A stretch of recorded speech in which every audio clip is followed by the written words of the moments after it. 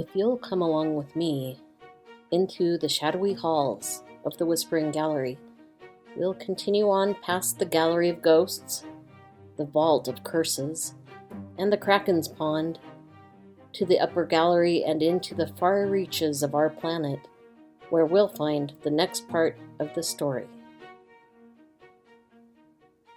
I went and looked up the scientific process and how it goes. It all begins with a question.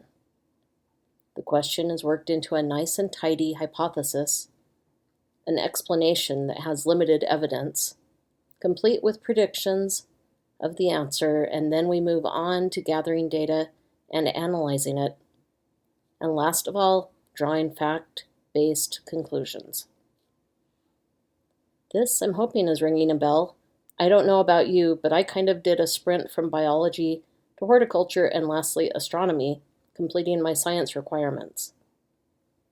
I really cemented my understanding of the scientific process during my daughter's science fair projects, learning, as she did, the melting points of different chocolate brands, color-fast natural dyes, growing sugar crystals on the kitchen counter. All of this made the scientific process more clear to me, with moments like bingo, and also that I didn't know the process better earlier felt like, well, duh.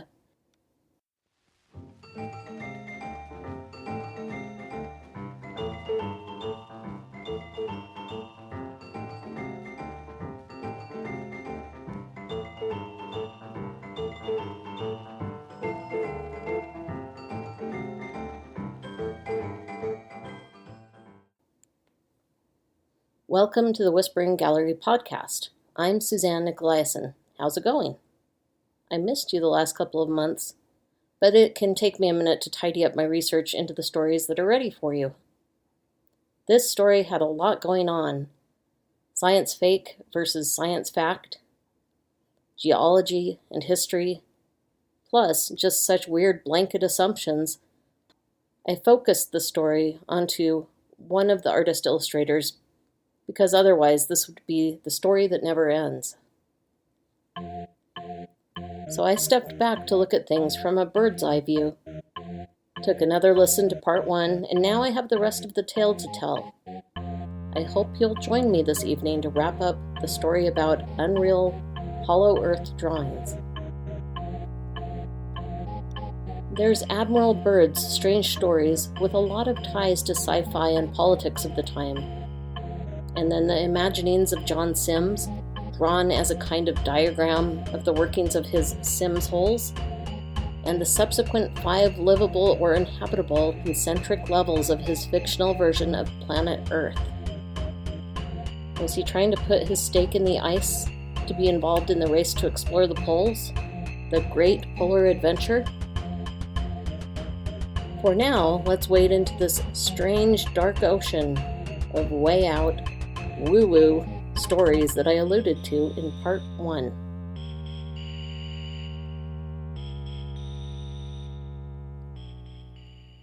What is underneath the Earth's crust?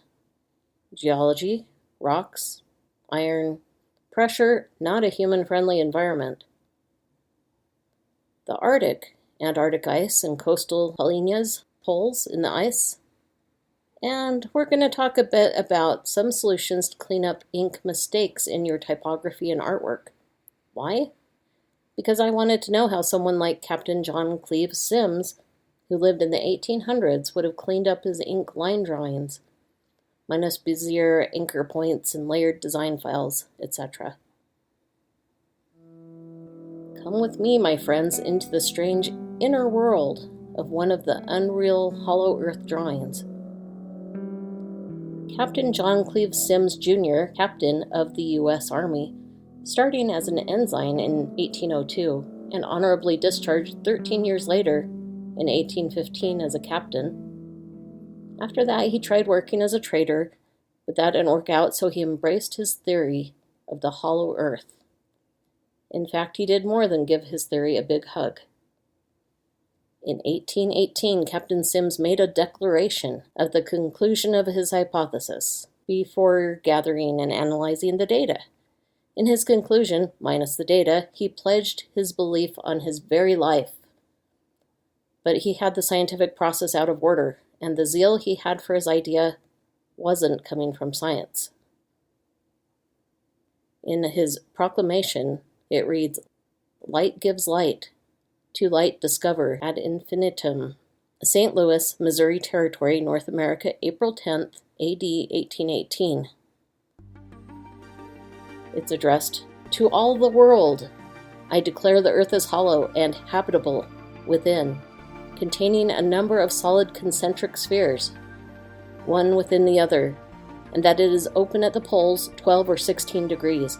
I pledge my life in support of this truth, and am ready to explore the hollow if the world will support and aid me in the undertaking. He signs it, of Ohio late Captain of Infantry. To quote Albert Einstein, he says, "The scientific method is nothing but the expression of the necessity of the elementary rules of formal logic." Unquote. The drawing of the Symmes concentric spheres theory shows a jawbreaker-like layer upon layer imagined view of the inside of the Earth, illustrating Symmes' idea of what the internal levels of the Earth could have looked like. The drawing of the Symmes hole was done in pen and ink, with the hole cutting through the Arctic Circle. Now 8 countries cross into the Arctic Circle, but the drawing showed the Earth cored like a baked apple, minus the filling. He was betting there was an enormous hole that went right through the Earth pole to pole, and the drawing showed the imagined layers inside. I was feeling pretty sure of my research and no holes, and then what? An article from the Smithsonian Magazine explained in the article, quote, "A mysteriously massive hole in Antarctica ice has returned," unquote. There are these things, these holes, called polynyas, and I was like, you're kidding me, right? So, quote, "Hole the size of Maine has opened in the wintertime sea ice surrounding Antarctica. Though these holes, called polynyas, are not uncommon around Earth's southernmost continent, one hasn't been spotted in this location since the 1970s, reports Heather Brady of National Geographic. If I'm not mistaken, one of the causes of these massive ice holes is an upwelling of warm water caused by the likes of a cyclone, a baby hurricane. The polynyas are not Symmes holes." We've spent a fair amount of time in the polar regions with the stories of the cursed painting, the proof is in the pudding painting, and Viking time-warping stone ships. Britannica.com shares, quote, "Arctic Circle, parallel or line of latitude around Earth at approximately 66 degrees 30 north. Because of Earth's inclination of about 23.5 degrees to the vertical, it marks the southern limit of the Earth within which, for 1 day or more each year, the sun does not set, about June 21st, or rise, about December 21st. The length of continuous day or night increases northward from 1 day on the Arctic Circle to 6 months at the North Pole. The Antarctic Circle is the southern counterpart of the Arctic Circle, where on any given date, conditions of daylight or darkness are exactly opposite," unquote. In Utah, Arctic Circle has a different meaning. It's a restaurant chain that has grown to a presence in 7 states in the western United States, starting out in Salt Lake City. There's the ranch burger, shakes, the brown topper, milkshakes, but what they're most famous for, with pretty much everybody I know, was started under the unappetizing name of pink sauce. Now, I'm glad they changed it to fry sauce as we know it now. It's mayonnaise, ketchup, maybe a touch of mustard. They say it's Thousand Island-like. I haven't cracked the recipe at home yet. I have a friend who grew up here who said there is nothing like it on the East Coast. She buys a bottle to take home with her when she visits Salt Lake City. This information and more is at acburger.com if you're interested. So how did they fix mistakes in pen and ink in Symmes' time? Remember those Papermate pens that came with erasers? They were magic, right? But I could never quite get the ghost of ink out of the paper. Have you ever tried to work with a mistake, working it into the piece? Like, I meant to do that. And if not extremely carefully or well articulated, you may end up in a worse mess with like a big globule instead of a simply stray line. Can you crop the mistake out while keeping the rule of thirds happy and not mucking up the composition? Sketchbook thumbnail to a larger postcard sketch, then to a full-size drawing with the final bits worked out. Speaking of fixing or changing things, I don't know when tracing paper was invented.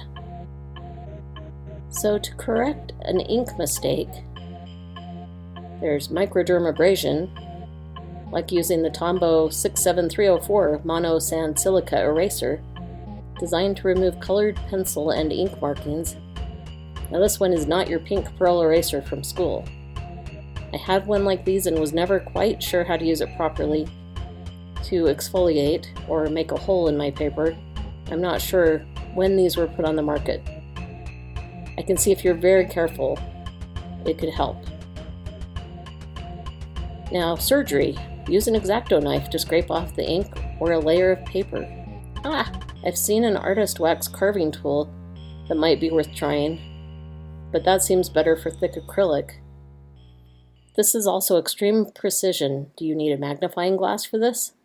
It's not like viewers of the work are not going to notice the layer of missing paper or different sheen.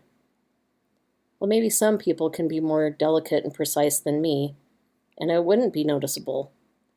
This would probably require some more practice. Now, one thing I've found helpful is acrylic pens, and they lock them up at Blick. So acrylic white pens do a great job fixing mistakes done in pen and ink, and in watercolor and Dr. Martin watercolor dyes and watercolor inks on white paper, and for sharpening highlights and reflections. Now, you can paint over it, which I guess the acrylic pens are doing. There is a Dr. P.H. Martin's bleed-proof white that apparently is pretty fabulous. Lindsay at TPK mentions it.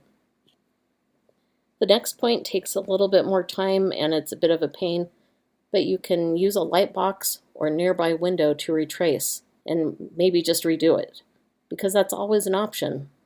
Or maybe use an overhead projector. Use the design process to lock in your plan first. Thumbnail, rough, drawing real size before working on the final. So, okay, now we will get back to that giant hole in the ice cap way up north at the Arctic Circle. There's the ice cap, but there are also 8 countries that cross into the Arctic Circle: the United States, Canada, Greenland, part of Denmark, and it's not for sale, duh, Norway, Sweden, Finland, Iceland, and Russia. And these countries aren't new. I wonder what the state of world maps were. I mean, the Russians knew about Alaska. Neighbors knew about their neighbor countries. Symmes' theory would have dropped what already existed at the north and south polar regions into the hole. Imagine, if you will, huge, unsustainable oceanic waterfalls as far as the eye can see, falling away into darkness, going somewhere. Calving glaciers dropping over the edge, icebergs, permafrost landslides, and in the north, what about polar bears, and what about the Inuit people? The gravity of his proposition is catastrophic. Given the expeditions to the poles were ramping up, full of adventure, he was not alone in his dreams of discovery, just about what he thought was going on.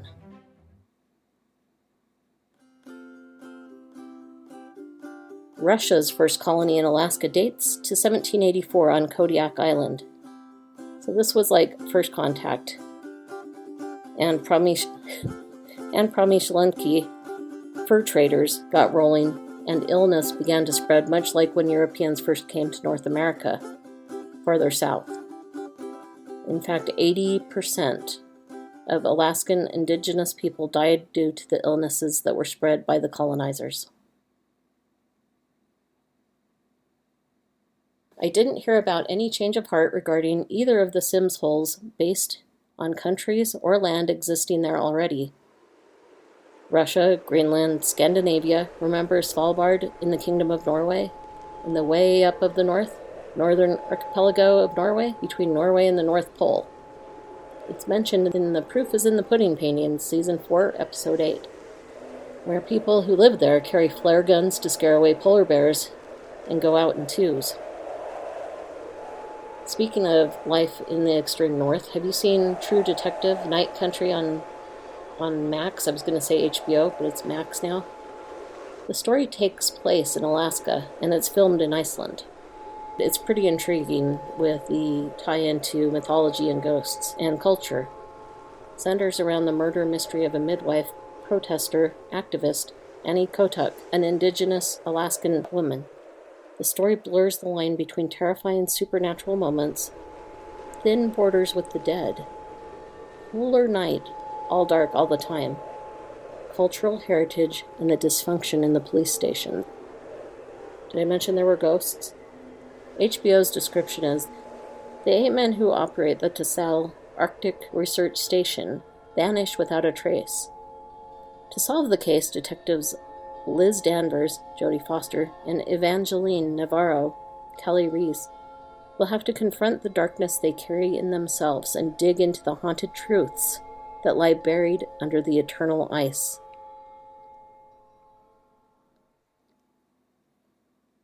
Now, Symmes' idea was that the polar areas would be flattened due to the rotation of the Earth.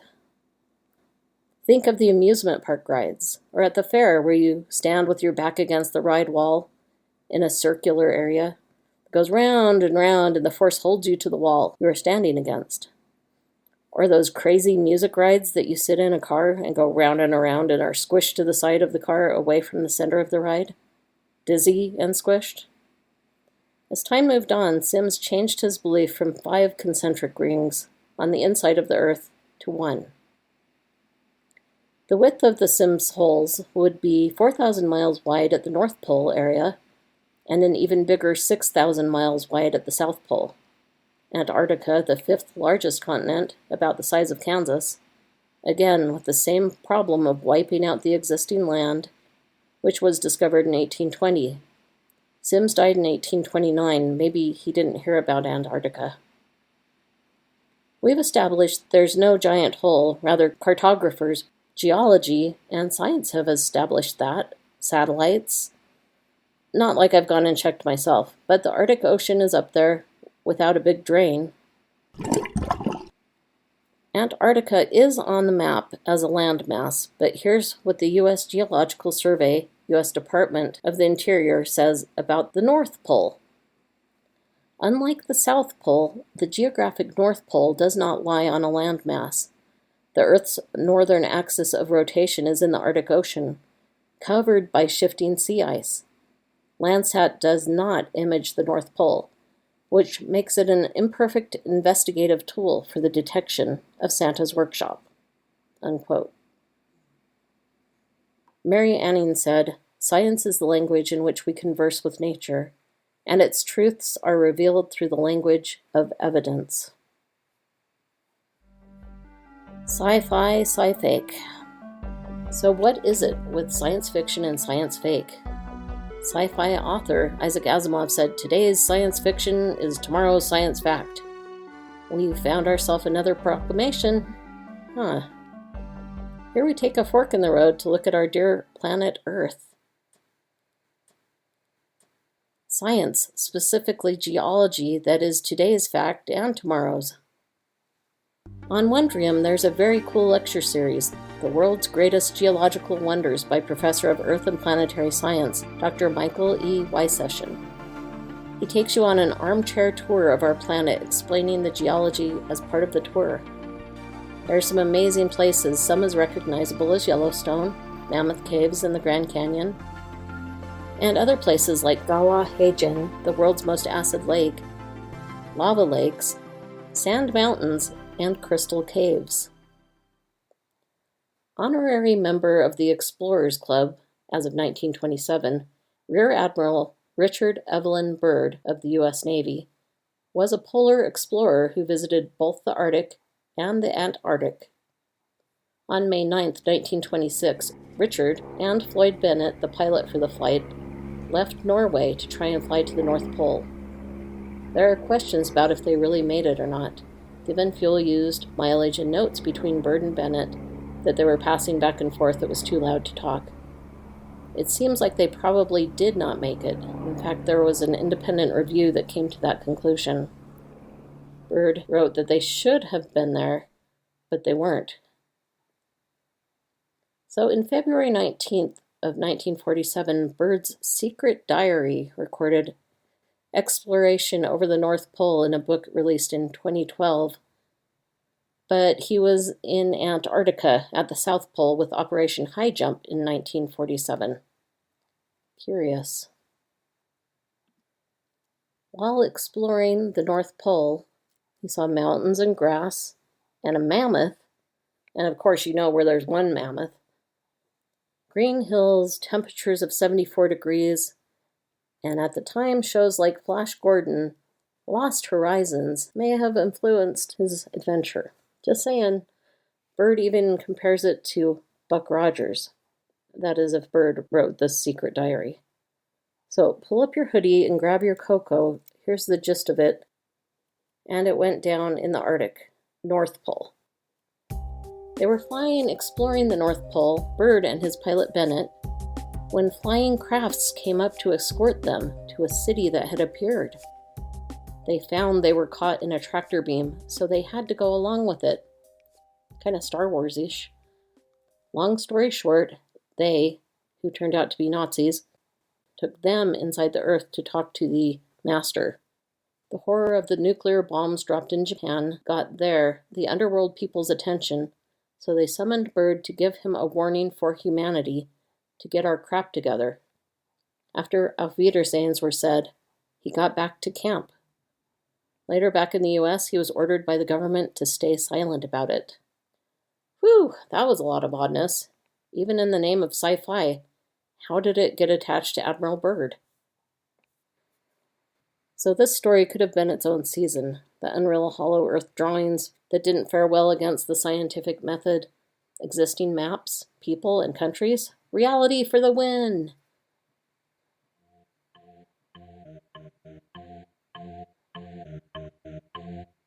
Okay, so this is a little more about the episodes I mentioned that go into the northern regions. So, The Cursed Painting, Season 5, Episode 2 and 3.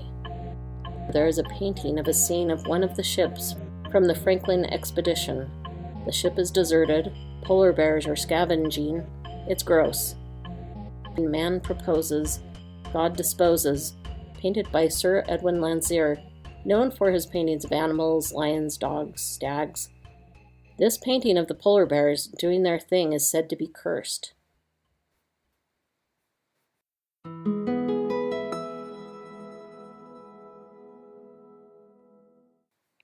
Why did Vikings create stone ship earth art? Venture into the past where some Viking art was expressed as stone ships, put to harbor inland. Within the pages of a book, a stone ship rests, nestled in a clearing surrounded by pine tree guardians, where the grasses grow right up against the stones, breaking like calm seas in wispy, dry strands. Look for the story of Viking time-warping stone ships in Season 3, Episode 1.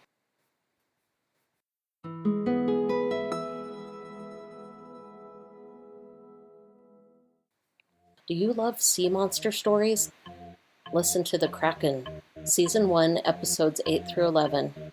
Dive into Scandinavian folklore about the mysterious Kraken and into deep-sea gigantism and more.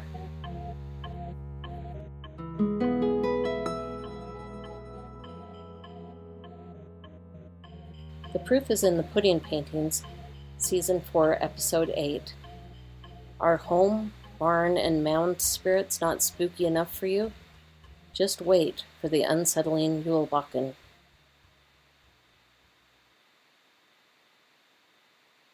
Ways you could support the Whispering Gallery podcast. Rate and review the show on whatever platform you listen to the Whispering Gallery on, like Apple Podcasts, Spotify, etc. I'd really appreciate it if you'd do me a favor and give me one of those snazzy ratings. Tell a friend about the Whispering Gallery by sharing your favorite episode with them. One of the favorites of a lot of people has been the episodes about the Oracle of Delphi and Circe. Ways to feel a bit more part of our Whispering Gallery community, and together with your peeps, consider getting a Whispering Gallery t-shirt as one way to feel a part of things. It's a dark heather gray t-shirt with our skull logo and shades of purple and 70s groovy lettering. Next up, another way would be to grab a skull acrylic pin, DM me on Facebook your name and address and I'll send you one, or buy one as listed on our link tree. To get there, it's https://linktr.ee/Whispering Gallery Podcast. Many thanks to Free Sound and the talented audio contributors. Until next time, museum goers, remember to keep your flashlights close and your spooky art stories closer when visiting the Whispering Gallery. Talk to you soon, and watch out for those holes in the ice. Is that mummy brown on your palette? If you're unsure, we can always check for DNA. May I invite you to turn your flashlight on? Welcome to the spooky cool, or rather spooky ghoul, world of paranormal and unexplained art. Our creepy gallery of scary goodies include cursed paintings, UAP phenomena, poisonous pigments, sea monsters, ghost stories, and other mysteries. Frankly, I don't know if there's enough sage to go around, but I don't want to frighten you before you hear the stories. Just be sure to keep your flashlights close. There's no going back. Join the Whispering Gallery podcast for spine-tingling and hard-to-believe art stories from around the globe. Look for us on your favorite podcatcher, and remember to keep your flashlight close and your spooky art stories closer while visiting the Whispering Gallery.